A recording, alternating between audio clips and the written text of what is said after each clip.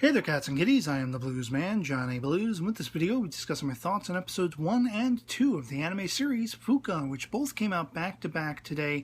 And this was a series that actually had caught my attention looking at the winter 2016-2017 upcoming releases. The synopsis I thought was somewhat intriguing, and I really liked the character designs, most notably the titular character Fuuka herself, which was somewhat reminiscent of Rei Ayanami from Evangelion with the short snowy blue sort of bob hairstyle.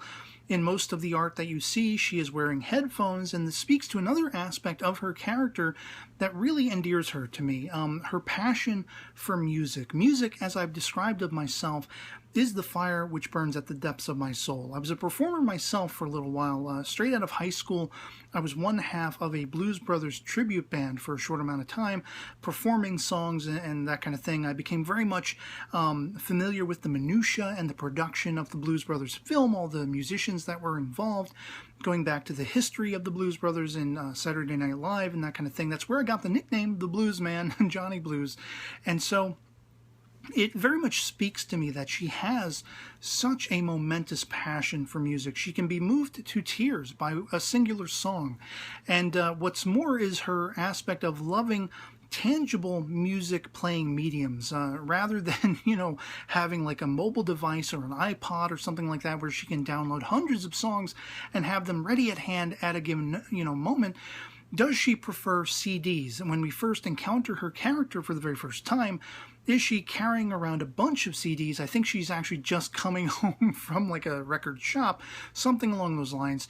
And very similarly, do I love CDs? I prefer DVDs and having actual flesh and blood novels to reading on a tablet and all this kind of stuff, collecting tangible things.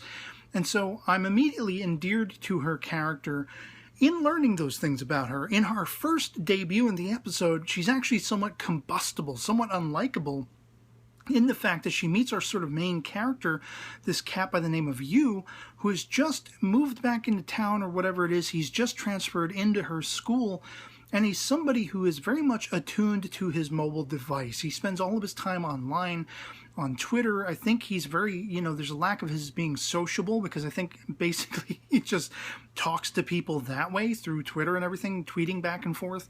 And so he's got his head down, focused on his mobile device, crossing the street one day. And here is our, sort of opening debut of the Fuuka character. She comes screaming for him to get out of the way, jumping, leaping over a sign, and immediately crashing into him. Her CDs goes flying, and when she's down on the ground looking up at him, with his phone in hand, she immediately assumes he's getting pervy panty shots of her. So she grabs his phone and smashes it. And immediately I'm like, okay, this chick's a bitch. She's psycho. And she runs off after grabbing as many of her CDs as she can find. She ends up missing one of them, which he ends up picking up and wanting to return to her later. It turns out, like the next day, it's kind of his unofficial first day in the school. He doesn't actually start until the day later. After all the paperwork has been done, he's there to deliver the paperwork subsequently, and gets to have sort of a free-roaming tour of the school. He goes up to the rooftop, where with a loaner device now that his original phone is in the repair shop, he's taking pictures of the skyline, and lo and behold, he looks up to his left, and there is Fuuka yet again, with the headphones on, completely immersed in some beautiful music. She looks down, having, has caught her attention, and there he is with the phone in hand yet again. And he might have actually snapped a picture this time inadvertently of an upskirt shot. And so she accosts him, and it's very sort of Sunday they're back and forth in their opening, becoming familiar with each other. But I really like the rapport they soon begin to grow with each other. There's a point when they're in class, and he's encountered her in the hallway with tears in her eyes because she is so moved by music. But he misinterprets that she's looking at this guy she longs to hook up with, and it turns out this guy, Mikasa, is actually a gay guy who may or may not have actually been looking at him. Which sets our main character Yu off completely. But they all get sidled up to clean the pool on the school grounds because they're not part of any clubs. And we'll find out that eventually when in their discussions, Yu kind of sets Fuuka where she is a directionless character, not really knowing what to do with her own future. she doesn't, we find out, want to get involved with track. She's actually being accosted sort of by the sort of chief of the track team to get involved with it, because hereditarily she actually has, gotten the genes from her father, who apparently was a silver award-winning track star, that kind of thing. And so she's very athletic. She has a lot of natural talents she doesn't want to pursue. It doesn't really speak to her soul. And you would think that she would come to the conclusion, put two and two together that, hey, I'm so passionate about music, and why not make this the career pursuit of my future, that kind of thing. It takes the conversations between you and she for her to finally align herself to that. And I really like the rapport between them. There is a point where, as we get to learn more about you, his parents apparently have moved to America because his father got a job promotion, which necessitated that. And so his two elder sisters and younger sister are all living with him. They all got a place together, and every time this cat goes home, they are all wearing next to nothing. They're all scantily clad in their underwear or less, and it's killing him. He can't stand it. I'm sitting there like, hell, if this was my friend, I'd be like, you want my room? I'll move in. But he's like always screaming at them, put your clothes on. What are you, nudists? Stop bothering me like this. And one of his elder sisters gives him, these movie tickets to this very romantic movie, which it turns out Fuuka, when she finds out he's got tickets to it, she desperately wants to go, not because she has any interest in the movie whatsoever. She's actually interested in the fact that this hot up-and-coming singer chick who is all the rave, all the rage right now, it's someone she is completely obsessed with, has sung the OP song. So wink, wink, nudge, nudge, she managed to talk him into bringing her to the movie. And they have to pretend, for all intents and purposes, to be a couple so that she can get these cute little phone charms, one of which, after the fact, when she's just going on and on and on about the OP and not the movie whatsoever, she decides to give to our main character, you. And at first he kind of turns her down. He's like, no, we're not really a couple. That's yours and everything. And she's like, well, we're not yet. Insinuating maybe we could be. I love the rapport between them. I like that she's kind of digging on him a little bit. He's not quite sure how he feels about her. He considers her to be really weird and possibly troublesome, but he likes her, And just the fact that they are so endearing to each other as they are as characters, to me, the viewer, just makes me like it that much more so. I mean, the overall feeling I had watching this, I'll lay the brass tacks out for you. All of the plotting, all of the storyline of this particular show in these first two episodes is been there, done that. It's highly predictable. You pretty much see it coming a mile away. But what I really loved about it was the vibe it instilled within me. It was kind of akin to watching Flying Witch or Amama to Inazuma, where it was just a really warm-hearted, feel-good atmosphere and vibe. Even the predictable elements, even the outlandish, ridiculous elements, which harken back to the style of writing you might have found in Three's Company episodes in the early 80s, where when they're going to go meet at the movie theater, they both arrive at separate times, and he's behind this statue on his phone waiting for her. She's out in front of it.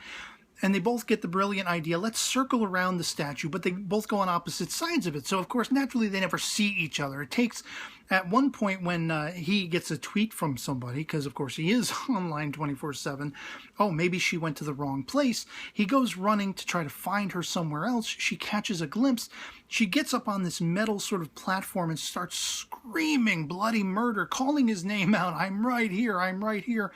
A crowd gathers around to see what the hell this crazy bitch is doing, which, if you know anything about Japan, apparently most behavior like that goes completely ignored. So to have this whole crowd building up and being like, what, maybe they think she's putting on a show. I don't know. But it's hilarious, and that feel-good vibe. I really feel like I'm going to be in with this one for the long haul. And we also get sort of the third main character, arguably, is the hot up-and-coming singer chick herself, which, as we get to know and become more familiarized with you, do we find that in his childhood, he was actually best friends with this girl. He knows her very intimately, and lo and behold, as we begin to learn more about her, it turns out all of her huge musical hits are these songs of unrequited love and puppy love and starry dreams of my lover lost, all about him, which he's completely and totally oblivious of. He just thinks of her fondly as this childhood friend. I don't think there's any romantic vibes on his part for her. I think he's completely oblivious, whereas she's very much lovelorn puppy love, in appraisal of him, because he was the one, subsequently, who set her on the path to seeking music as a career in their youth. And now he's subsequently been the sort of chief aspect of finding that similar sort of direction for Fuuka herself, in their creating a band club with that third cat, Mikasa, who, he made the mistake of thinking maybe Fuuka was interested in, but it turned out he's not into girls at all. So, I mean, there's a lot of crazy hijinks. There's a lot of, you got the fan service for the people who need it. I don't think this show really would have needed it to keep me attuned to it. I just really, even though, again, the story is utmost predictable, it's, been there, done that several times over, I just really liked the warmth and the warm-heartedness of the characters. I really liked the vibe and the feeling. I like the character designs. They're very sort of plain-stated, nothing over the top, but, and I thought it was actually interesting when I posted my video talking about my winter 2016-2017 interests. Somebody had actually mentioned the fact that this was an offshoot of the anime Suzuka, which is an anime I, for the very longest time, going back to, sort of the early 2000s, purchasing anime by box set in my local Best Buy when I could actually afford them, that many years ago. It was a DVD I eventually would encounter in that store, and I had always wanted to pick up, and I never got around to doing. And we actually see those characters in this show for a brief moment, because they are apparently her parents. Suzuka is her mother, and her father is this track runner who won the awards and all that kind of stuff. And so, I mean, my first impressions overall are I really enjoyed these first two episodes, even though so much of it was predictable and ridiculous. I really like the characters, and it's kind of like Can't High Collection Can Cole for that. The show wasn't the best, but I loved the characters, and I think this one's going to be kind of the same thing. We shall see if I will come back with episodic reviews or not. I may not, and I'm really going to be wondering, now that the first and second episodes were both released the same day, whether that means next week we'll see an episode 3, or we'll have to wait 2 weeks for that. I don't know.